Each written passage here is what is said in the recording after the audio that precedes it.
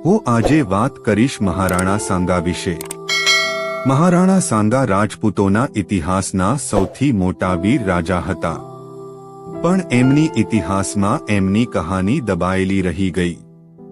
રાણા રાયમલજીને 3 પુત્રો હતા, પૃથ્વીરાજજી, જયમલજી, સંગ્રામસિંહ। એમાંથી સંગ્રામસિંહ સૌથી નાના પુત્ર હતા।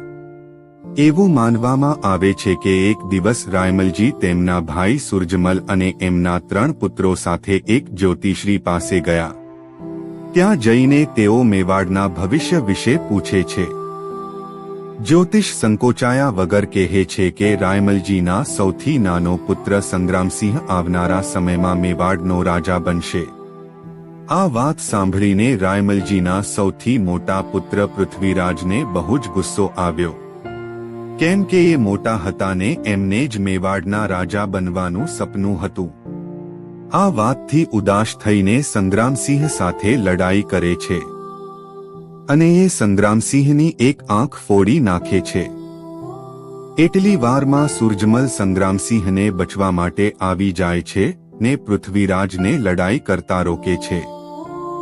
સુરજમલજી પૃથ્વીરાજ અને જયમલજીને સમજાવે છે કે આ તમારો જ નાનો ભાઈ છે ને શું એક જ્યોતિષના કહેવા પ્રમાણે એને મારી નાખશે। આ સાંભળીને બંને ભાઈ રોકાઈ જાય છે। આના પછી ફરીથી 3 રાજકુમારને સુરજમલજી એક બીજા જ્યોતિષ જોડે જાય છે, જેનું નામ હતું બીરીબાઈ। બીરીબાઈની ઘરમાં 2 ખુરશી લાગેલી હતી, એને એક જૂની ચટાઈ હતી। પૃથ્વીરાજ અને જયમલ ખુરશીમાં બેસે છે ને સંગ્રામસિંહ ચટાઈ પર બેસી જાય છે। રાણા સુરજમલ પણ આવીને ચટાઈ પર બેસી જાય છે। બીરીબાઈ થોડી વાર રહીને એ ઘરમાં આવે છે। જેવા એ ઘરમાં આવે છે તરત જ પૃથ્વીરાજ એમને પૂછે કે મેવાડનો આગળનો રાજા કોણ બનશે। બીરીબાઈને કંઈ ખબર નથી, એટલે સવાલ સાંભળીને તરત જ જવાબ આપે છે કે જે ચટાઈ પર બેઠો છે તે। આ સાંભળીને પૃથ્વીરાજ સંગ્રામસિંહ પર લડાઈ કરે છે, પણ એમના કાકા સુરાજમલ સંગ્રામસિંહનો બચાવ કરે છે અને સંગ્રામસિંહને મેવાડ છોડીને ભાગી જવાનું કહે છે। સંગ્રામસિંહ ઘરના બહાર નીકળીને ઘોડા પર બેસી મારવાડ તરફ ભાગી જાય છે। થોડા સમય પછી સંગ્રામસિંહ એક સેવંત્રી નામના ગામમાં પહોંચી જાય છે। ત્યાં તેઓ રાવ બેધાના ઘરે પહોંચે છે। રાવ બેધાને આ બધી વાત મળી ગઈ હતી। તેનો સંગ્રામસિંહને આશરો આપે છે। રાવ બેધા મેવાડના વિરુદ્ધ હતા, છતાં પણ એક નિર્દોષ સંગ્રામસિંહને બચાવવા એમને પોતાને રાજપૂતી ધર્મ સમજીને મેવાડની સેના અને પૃથ્વીરાજ સાથે લડાઈ કરી। આ લડાઈ સંગ્રામસિંહને સમય આપે છે કે તે મારવાડ પહોંચી જાય। મારવાડ પહોંચીને અજમેરના શ્રીનગરમાં રાવ કરમચંદ પવારને ત્યાં એક પશુપાલનનું કામ કરે છે। આવનારા 3 વર્ષ સુધી સંગ્રામસિંહ વેશ બદલીને પશુપાલનનું કામ કરે છે।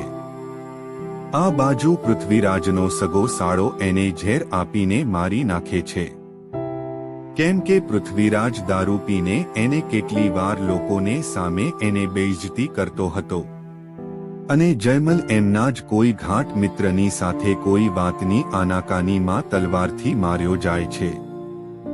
રાણા રાયમલજી બંને પુત્રોને ખોઈ નાખ્યા પછી સંગ્રામસિંહની શોધમાં પોતાના ગુપ્તચરોને મોકલે છે।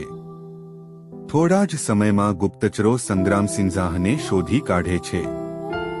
1508માં સંગ્રામસિંહ મેવાડના રાજા બન્યા।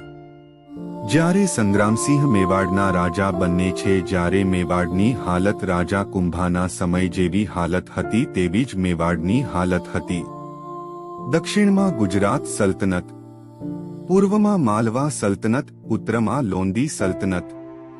આવી હાલતમાં સંગ્રામસિંહે સમજદારીપૂર્વક બધા રાજપૂત રાજ્યોને એક કર્યા।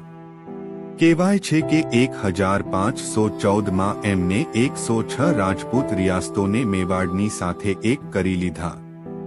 અમુકને જીતી લીધા તો અમુકને સાથે લઈ લીધા। 1517માં ગુજરાતની સલ્તનતના સુલતાન મુઝફ્ફર શાહએ મેવાડ પર આક્રમણ કર્યું, પણ તેમને મેવાડથી મુંહતોડ હાર મળી હતી.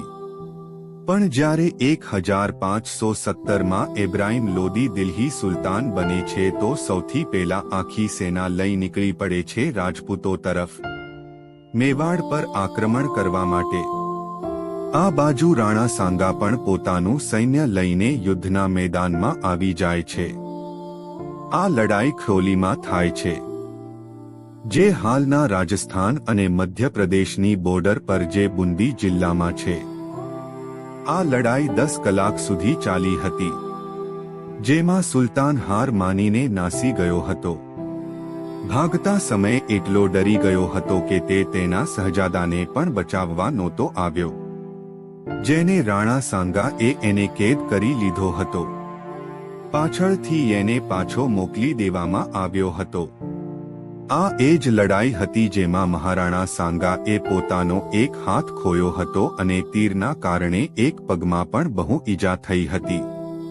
પણ એક આંખ, એક હાથને એક પગ ખોઈ દેનાર આ શૂરવીર ફરીથી યુદ્ધના મેદાનમાં આવે છે.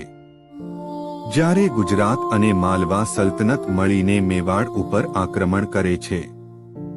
આ લડાઈને બેટલ ઓફ ગેગ્રોન નામથી ઓળખવામાં આવે છે.